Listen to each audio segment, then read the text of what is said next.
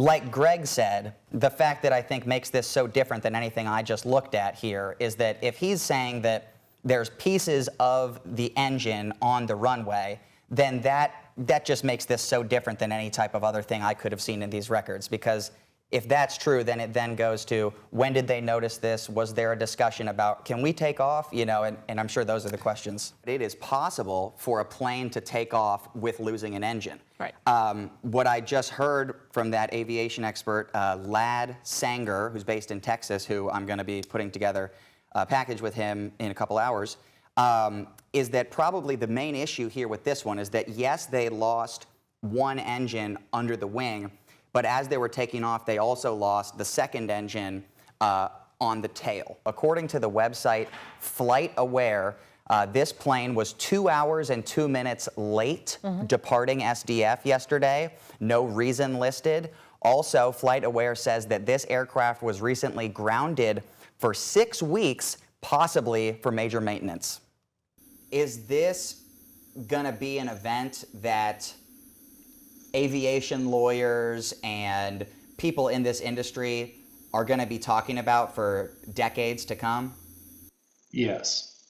It is a defining seminal event like some of the other major commercial airline crashes. A crash that will go down in Louisville history will also go down in aviation history as a major catastrophic event. Lad Sanger is an aviation lawyer based in Texas. He's been looking at the crash, including this video that shows a fire starting on the left wing during takeoff. The engine fell off, the airplane's on fire, and then it appears that for some reason, whether it's FOD, probably, which is foreign object damage from the fire, that the center engine, the number 2 engine, started failing. That's the one in the tail. And that then left the airplane irreparably crippled. Heavy airplane with one engine, and there was nothing left for the flight crew to do. Sanger and other experts are questioning the maintenance history of this plane. The website Flight Aware says this plane was 2 hours and 2 minutes late departing Tuesday. Todd Inman with the NTSB says it was not delayed due to maintenance. UPS has indicated to us that it was not delayed and that there was not maintenance work done immediately before. Now, again, that is information that we will still collaborate and independently verify. Flight Aware also shows this plane was grounded in San Antonio for 6 weeks from September 3rd to October 18th, 2025. San Antonio is a place where airliners, there's a number of facilities there that do heavy maintenance on them. We asked UPS if the plane underwent engine maintenance in San Antonio. The company has not responded yet. There needs to be investigation into that and the subsequent maintenance that was done. Sanger says at this point, there's no indication the pilots did anything wrong, and more will be revealed when investigators hear the conversations in the cockpit. In a very crowded backyard in Shepherdsville, Kentucky, my dad one time said that his dream was to own a junkyard. Emily Howell sees the axles and alternators from her past. I totaled that one, but I still think there's hope for it. One car she does not want to see again is this one, a red 1996 GMC Sierra. I get aggravated at the whole situation. She bought the car at a public auction at the LMPD impound lot for $1,026. It may seem like a lot for a 27-year-old car with condition truly unknown. For her, it was more about what came with the truck. The kayak and the fishing poles that were pictured is ultimately why I upped the bid and just went for it. The pictures on the auction post included 2 toolboxes, several fishing poles, a kayak, and a rolling dolly. And it said, carefully review the pictures and make your own value determination. Like, that's just the only thing in the picture, so there was nothing to lead me to believe it wasn't going to be there. Howell went to pay her invoice and watched as the tow truck driver she contracted hooked up the truck. And that's when I noticed the kayak was no longer on top. When it got dropped off in her driveway, she took her own photos and saw all the outdoor gear was gone. The toolbox in the back is raised up because you can tell somebody rummaged through it. Tow lot employees told her the previous owner had a court order to get his belongings back, but they wouldn't give her a copy. Howell gave us the name of the man she tracked down as the previous owner, and a court media representative told us no such order existed. She also messaged the man on Facebook, and he said he couldn't get his items because he was in jail at the time. I know that he did not get his items out of that truck. LMPD told us people can get items out of impounded vehicles up until the sale is final. They would answer no questions specifically about Howell's case. So where did this stuff go? I submitted an open records request for video of the truck in a specific area of the impound lot called the auction corral for 6 nights before the sale went final. My video request was denied, saying the records were part of an active criminal investigation, and the suspects in this investigation are unaware that they are acting within a camera, and the premature release of the requested video would tip them off that they are under criminal investigation. You don't steal from people. You don't take things that aren't yours. LMPD would not confirm its involvement in any investigation. Howell has heard nothing about the investigation, and she's chalked up this whole experience as a loss. I don't want to insult you, but did it make you feel like I got taken advantage of? Oh, absolutely. A picture was worth $1,000, especially one with tools, fishing poles, and a kayak, but Emily Howell can't float down the river on a picture. Travis Breese, WHAS 11 on your side. Why did you want to help this story get on the air? We're supposed to identify problems and point them out. And when our leadership doesn't recognize those issues, what are we supposed to do? What's the next step? A current Metro Louisville jail officer agreeing to speak anonymously about the issues he sees in LMDC. On September 24th, 2024, Officer David Fulner was escorting inmate Dante Williams into a holding cell in handcuffs. We obtained this video from a source within the jail. As he's about to close the door, Williams appears to spit in Fulner's direction. 2 investigative documents obtained through an open records request confirm the spitting. Although you can see Fulner is just inches away from closing the door, he enters the cell and throws Williams against the back wall. What do you see wrong in that video? You had a clear path to exit. You didn't have to re-enter the cell. As the video continues, Williams spits again. Fulner starts punching him and leaning down on his back. They stand up, and the pair crashes into the other side of the cell. Fulner gains control and holds Williams in an arm lock position until help arrives. Use of force incidents that occur where an individual is restrained are rare. And I think that's why this was so concerning to officers. In the PSU investigation, Fulner said his goal was to secure Williams's handcuffs to the back bench. The report says Williams was uninjured and refused medical treatment. The jail-confirmed body camera of the incident does exist, but has not released it. The video we have from a camera in the cell matches several details in the investigation. The investigation says Fulner violated both the Employee Code of Conduct and use of force policies. A jail spokesperson says Fulner was never placed on administrative leave, he's still working there, and a final decision on his discipline is still pending. They should be using de-escalation tactics first. We also showed the video to Leonard Vair, who has served as an expert witness in 140 plus cases involving prisons or jails and has over 26 years experience working in correctional facilities.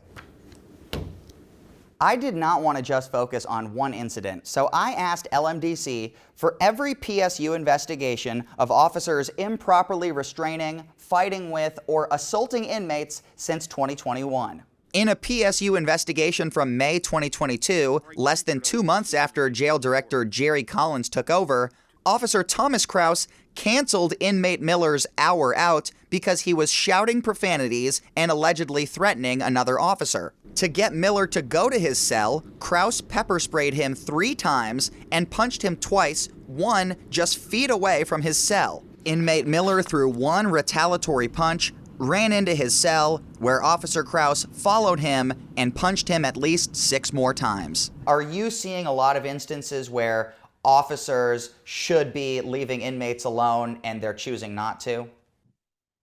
Yes. The report says Miller's face, quote, was in disarray, but without any bruising. Officer Kraus was suspended for 5 days. I first asked the jail spokesperson for an interview with Chief Jerry Collins about officers assaulting inmates, staffing issues, and more on February 26th. They never gave me a clear answer and instead answered questions over email on April 16th, just one day before our story was set to air. In response to officers engaging with inmates when they should leave them alone, like Leonard Vare said, Major Jason Logsdon wrote in part, quote, "Officers are required to make split-second decisions in rapidly evolving and unpredictable situations. LMDC officers undergo more training than any other corrections officers in the state of Kentucky. In total, I reviewed 17 investigations from 2021 to 2024 where officers violated their standard operating procedure when restraining an inmate. That's one every 3 months." The total numbers itself isn't the concerning issue for me. What's concerning is the fact that these kinds of things continue to happen, but the level of discipline isn't significant. At least 7 times, an officer had their discipline reduced after a meeting to discuss the penalty, like this sergeant who went from a recommended 20-day suspension down to a written reprimand. You sort of are creating the culture where these types of things become permissible. Major Logsdon said, "Leadership at Metro Corrections takes use of force seriously and applies appropriate disciplinary action. Officers have the right to appeal those decisions." Major Logsdon said on March 25th that LMDC had 311 sworn staff. That's 131 officers short from the 442 the department said it was budgeted for in its 2023 fact sheet. The morale of our department is at an extreme low. That's been an issue. It was an issue when Collins took the role of chief of the department. He knew it was an issue. He said he was going to address the issue, and the issue has only gotten worse. Hiring more recruits would likely help the low morale, but this officer says to keep those recruits, serious change is needed in the jail.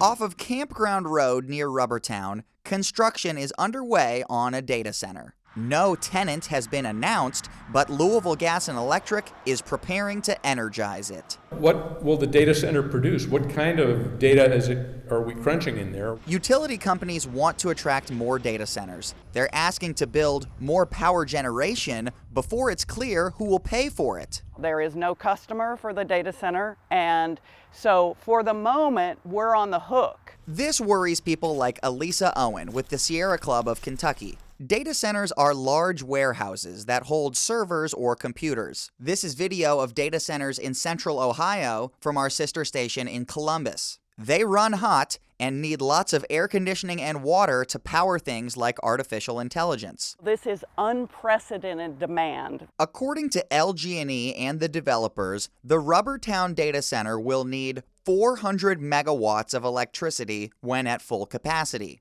LG&E says that's equivalent to 280,000 residential customers. In its entire 16-county service area, LG&E had 411,000 residential customers last year. That means this one building will need as much electricity as 68% of all of LG&E's residential customers. So I think it helps to give people metrics like that. While the utilities say there are no large data centers online in Kentucky, there are some smaller ones, like a Humana data center in Simpsonville. To power hyperscale data centers and what the utilities call other economic development load, LG&E and KU are asking to build more power generation.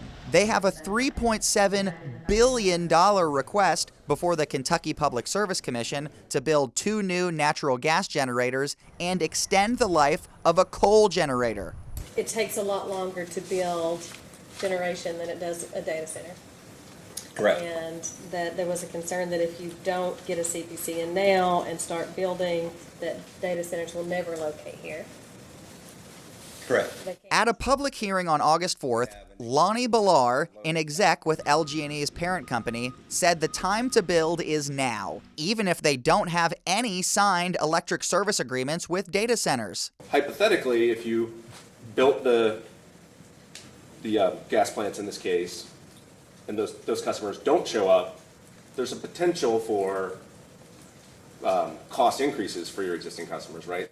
A lot of hypotheticals there that assumes, one, that we move forward and build when there's no data center or other economic development load coming. And it also assumes that there are no other mitigating measures that we took in the interim. The utilities have some cost recovery measures pending before the PSC, including a tariff for data centers over 100 megawatts. A spokesperson confirmed there could be additional rate hikes associated with the new generation, saying, quote, typically, cost recovery for those investments would be addressed in subsequent rate requests.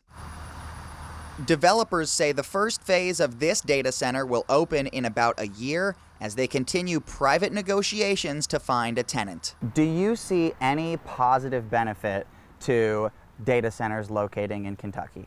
The data center demand is largely driven by hyperscalers, and we're happy to work with them, but we don't want them to come in the dead of night. Owen supports increased use of AI, but she's worried we're bending over backwards for data centers. We're the most important. We may not be the people that they are focusing on. And worrying about regular customers later.